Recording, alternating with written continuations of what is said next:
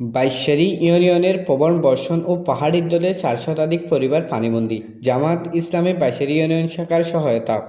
মোহাম্মদ শাহরিয়ার ইরশাদের প্রতিবেদনে বিস্তারিত।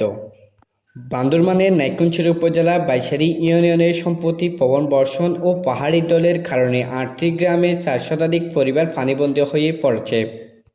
বৃহস্পতিবার 22শে আগস্ট ভোররাত থেকে শুরু হওয়া প্রবল বর্ষণে বাইশারী ইউনিয়নের পশ্চিম বাইশারী, দক্ষিণ বাইশারী, মধ্যম বাইশারী, পূর্ব বাইশারী, নার্সবনিয়া, করলিয়ামুড়া, গুদামপাড়া এবং বাইশারী বাজারের প্রায় 10টি দোকান পানি ঢুকে ব্যাপক ক্ষয়ক্ষতি হয়েছে।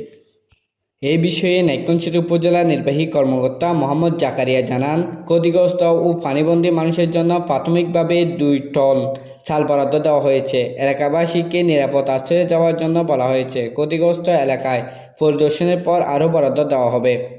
স্থানীয় এলাকার 7 নং ওয়ার্ডের এমইওপি বলেন,